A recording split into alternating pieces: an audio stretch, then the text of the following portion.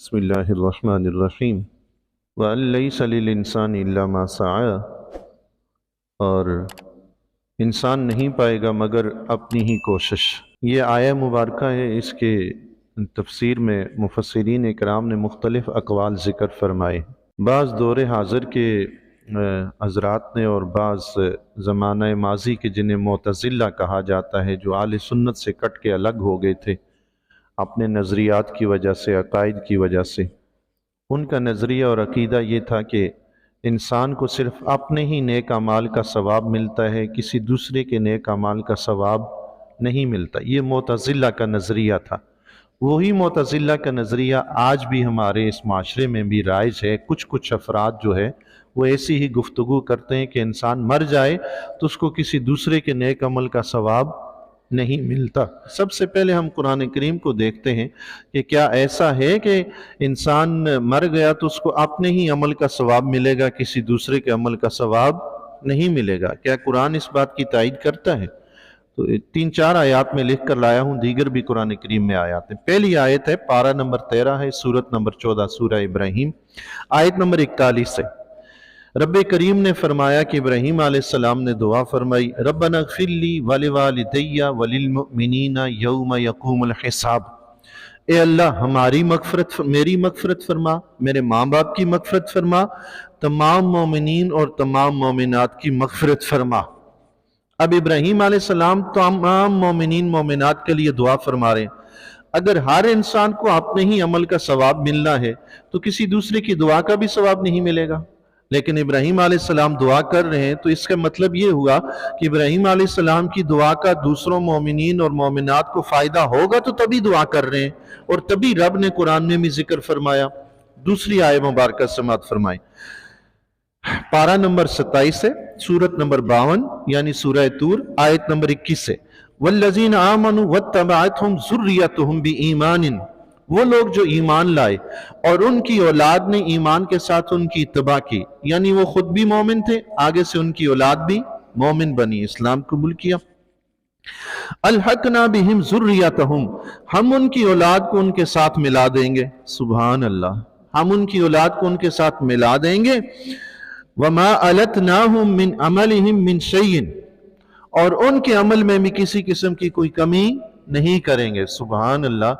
اس آیہ مبارکہ کے تحت مفسرین کرام نے لکھا ہے کہ مسلمان کی وہ اولاد جو مسلمان تو ہے لیکن نیک اعمال نہیں کر سکی، تو قیامت کے دن اللہ تبارک و تعالیٰ اس کے نیک ماں باپ کی وجہ سے، اس کے اگر اپنے اعمال نہیں بھی تو اس کے نیک ماں باپ کی وجہ سے اس کو نیک ماں باپ کے ساتھ جنت میں داخل فرمائے گا، سبحان اللہ۔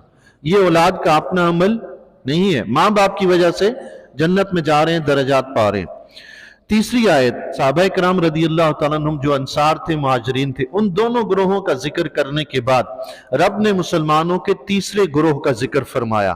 یاد رکھیں پوری دنیا میں مسلمان صرف 3 قسم کے ہیں، ایک مہاجرین صحابہ کرام، دوسرے انصار صحابہ کرام، اس کے بعد جتنے بھی مسلمان آئے وہ اس آیت میں داخل ہیں۔ تیسری قسم رب نے بیان فرمائی ہے، وہ تیسری قسم مسلمانوں کی کون ہے؟ اور آپ خود اپنے آپ کو بھی پرکھیں کہ ہم کس قسم میں شامل ہیں۔ مہاجرین میں تو کوئی ہو نہیں سکتا، وہ صحابہ ہی تھے۔ انصار میں سے کوئی ہو نہیں سکتا، وہ صحابہ ہی تھے۔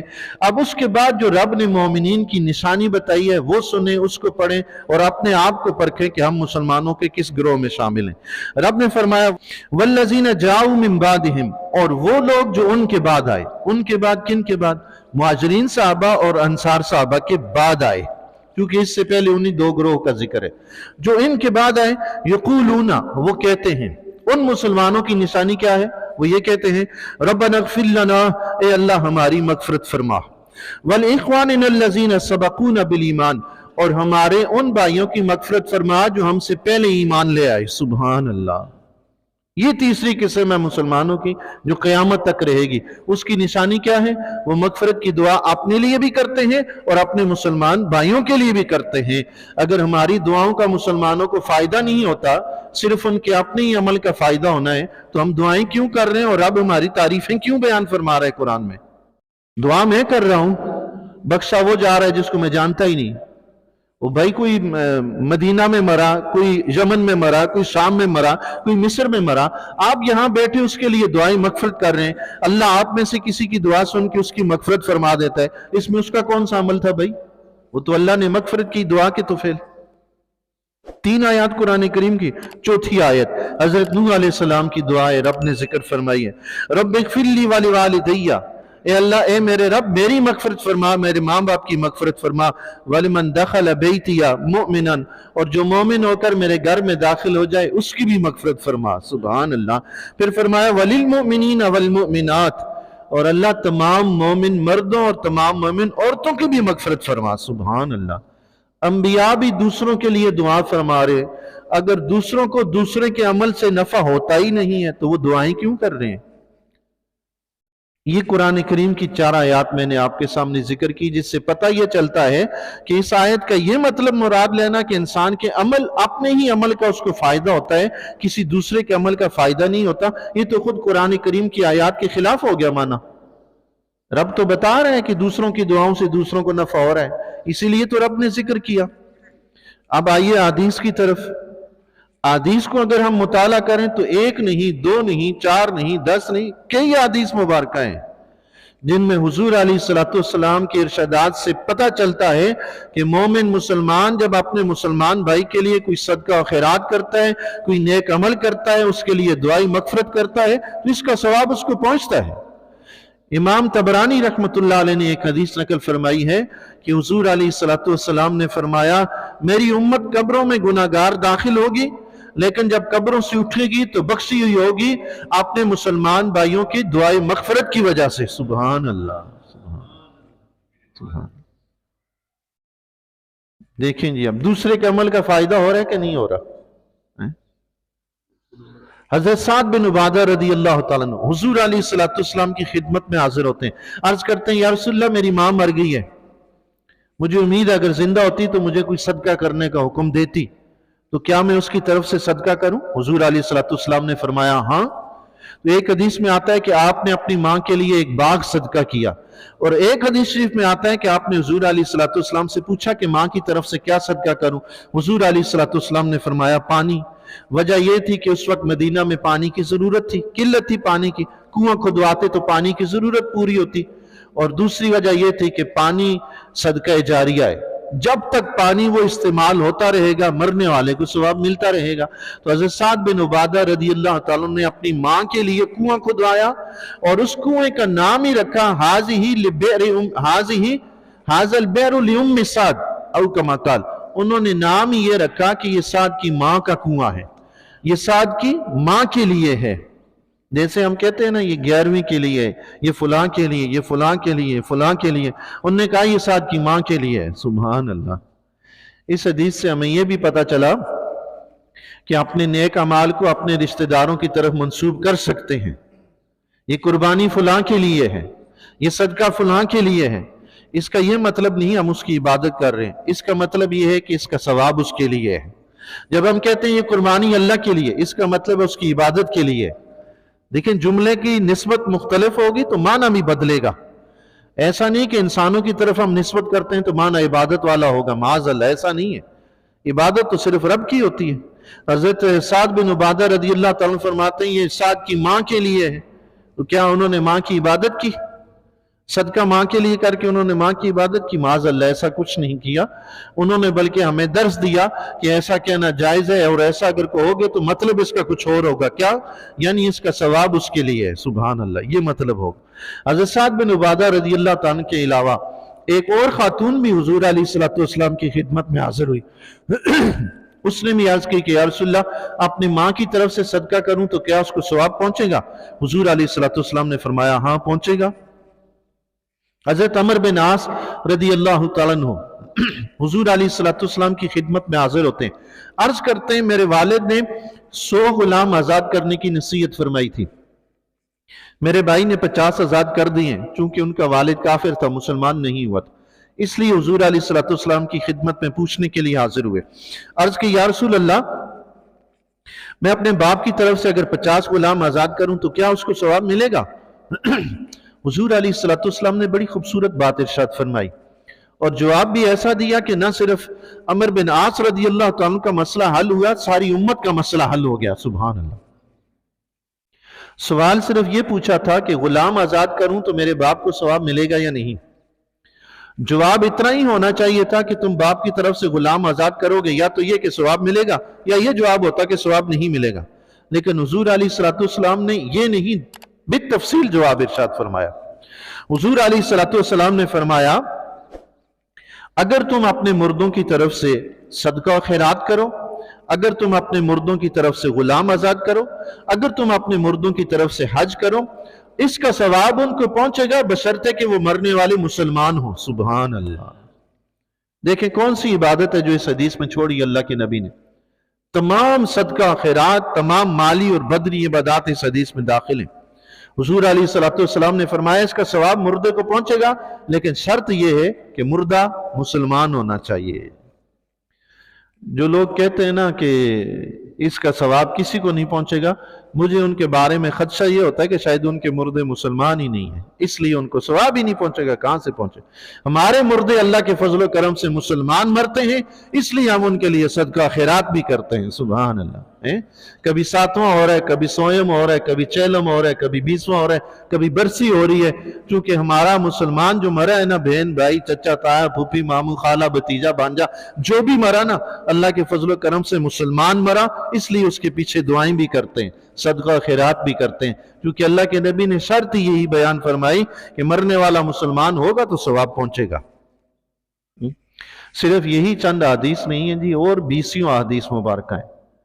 ایک اور حدیث مثال کے طور پر، اب بعض حضرات جو ہے ایسے ہی سینہ زوری سے کام لیتے ہیں، کہتے ہیں نہیں جی یہ جو اولاد ہوتی ہے وہ تو انسان کا اپنا سبب ہوتا ہے نا، تو اس کے اپنے سبب کی وجہ سے اس کی اولاد ہے، اس وجہ سے اس کو ثواب ملتا ہے. اگر اولاد اپنا ایک سبب ہے، اس کی وجہ سے ثواب ملتا ہے کہ اولاد اسی کی تھی، اسی کی کمائی کا ایک ذریعہ ہے. سوچنے کی بات یہ ہے کہ یہ جو دیگر مسلمانوں کے لیے دعائیں سکھائی جا رہی ہیں کہ مسلمانوں کے لیے دعائیں مغفرت کرو، ان سے تمہاری کوئی رشتہ داری نہیں سوائے اس کے کہ ایمان کی رشتہ داری ہے، مسلمان ہونے کی رشتہ داری. للمؤمنین والمؤمنات، قیامت تک تمام مسلمان مردوں عورتوں کی مغفرت فرما. قیامت تک ہماری رشتہ داری کس کے ساتھ چلے گی بھائی؟ کون سی ہماری اولاد ہوگی قیامت تک؟ ہیں کئی تو ایسے ہوتے ہیں جن کی نسل ہی ختم ہو جاتی ہے، آگے چلتی ہی نہیں ہے، وہ بھی دعا کر رہے قیامت تک کہ مسلمانوں کی مغفرت فرما.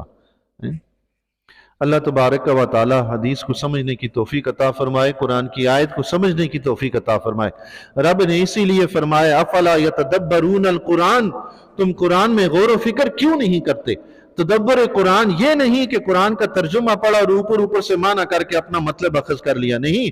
تدبر قرآن یہ ہے کہ اس کی گہرائی میں جا کر مطالعہ کرو، ایک آیت دوسری آیت سے ٹکراتی نہ ہو، آیت اور حدیث میں تعارض آ رہا ہو تو اس کے بیچ میں سے معنی تلاش کرو کہ مطلب کیا ہے. کیونکہ ایسا ہو ہی نہیں سکتا کہ اللہ کے نبی قرآن کے خلاف بیان فرمائے. تمہاری سمجھ میں فرق آ سکتا ہے، اللہ کے نبی کا بیان غلط نہیں ہو سکتا. تمہیں اگر لگا کہ یہ آیت حدیث کے خلاف ہے، غور و فکر کرو، حد درجہ غور و فکر کرو. جب پتہ چل جائے کہ بھئی یہ تو کسی طرح ملاپ ہو ہی نہیں سکتا، یہ تو اعتراض ختم ہو ہی نہیں سکتا، تو پھر آپ یہ کہیں گے کہ یہ حدیث ہی درست نہیں، روایت ہی غلط ہے. ورنہ حضور کا ارشاد کبھی بھی قرآن کے خلاف نہیں ہو سکتا. ایک حدیث مبارکہ میں تو حضور علیہ السلام نے یوں مثال ارشاد فرمائی کہ قبر میں مردہ پانی میں ڈوبنے والے شخص کی طرح جو مدد کی انتظار کر رہا ہوتا ہے. جب اس کو اس کے ماں باپ کی طرف سے، اس کے بھائی کی طرف سے، اس کے دوست کی طرف سے، دیکھیں اب دوست سے کیا رشتہ ہے جی؟ کوئی نسبی رشتہ ہے؟ کوئی ماں باپ کی طرف سے کوئی رشتہ بنتا ہے؟ نہیں. دوست تو کوئی بھی ہوتا ہے نا، بندہ یہاں مشرق میں ہے، دوسرا دوست مغرب میں ہے، دوست آپس میں. حضور علیہ السلام نے فرمایا ان میں سے جب کسی کی دعا اس کو پہنچتی ہے نا تو اللہ تبارک و تعالی پہاڑوں کی مانند بنا کر اس دعا کا ثواب اس کی قبر میں نازل فرماتا ہے. سبحان اللہ. قبر میں اتارتا ہے، اس سے وہ مردہ خوش ہوتا ہے. سبحان اللہ. اور بھی کئی حدیث مبارکہ ایسی ہیں جس سے پتہ چلتا ہے کہ مردہ مسلمان کو اپنے زندہ مسلمان بھائیوں کی طرف سے صدقہ و خیرات، عبادات اور دعاؤں کا ثواب پہنچتا ہے. آپ دیکھ لیں جب انسان مرتا ہے مسلمان تو مرتے ہی نہلانے دھلانے کے بعد سب سے پہلا کام کیا ہے؟ دفنانے سے پہلے نماز جنازہ.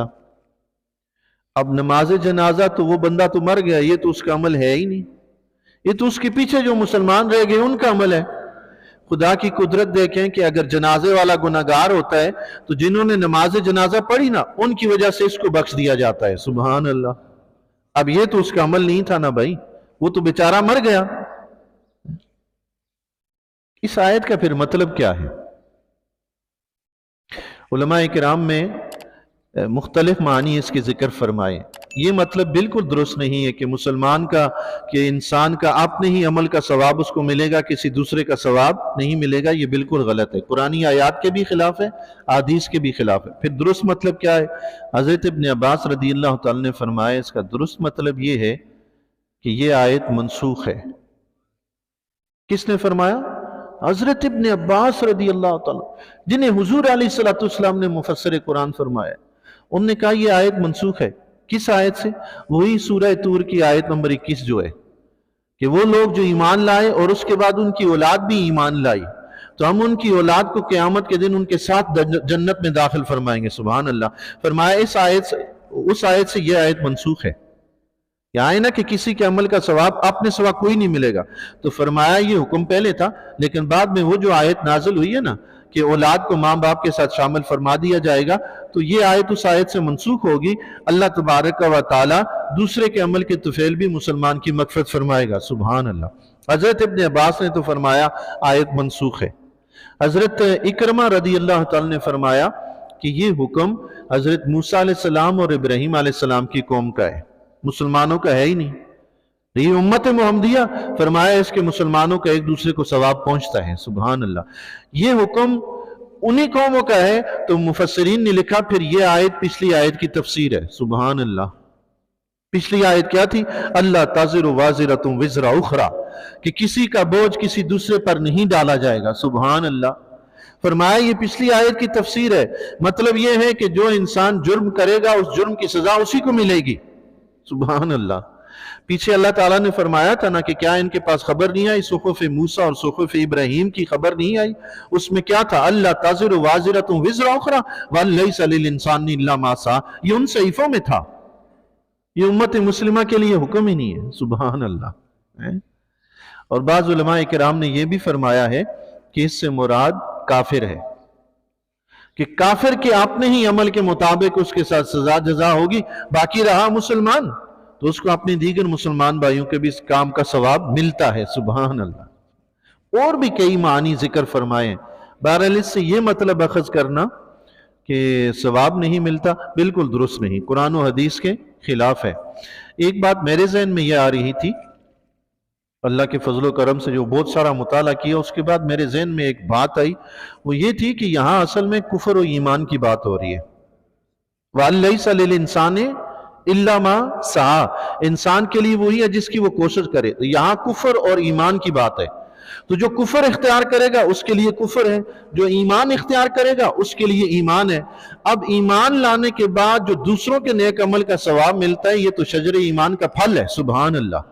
وہ ایمان ہی نہ لاتا تو اس کو دوسروں کا ثواب ہی نہ ملتا، تو دوسروں کا ثواب جو اس کو مل رہا ہے اس کا سبب وہ خود بن رہا ہے کہ وہ ایمان لے کر آیا، سبحان اللہ۔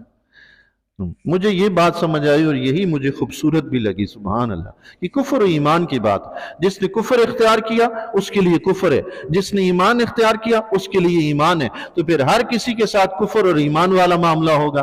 جس کے پاس ایمان ہے وہ مومن بنا، اس کی ایمان کی وجہ سے ہی تو اس کو دیگر ثواب پہنچ رہے بھائی، یہ اسی کی محنت ہے۔ ایمان نہ لاتا تو ثواب ملتا نہ ملتا، اس کی ایمان کی وجہ سے تو اس کو ثواب مل رہا ہے، سبحان اللہ۔ اللہ تبارک و تعالیٰ سے دعا ہے جی اللہ تعالیٰ قرآن کریم کو اچھی طرح سمجھنے کی توفیق عطا فرمائے۔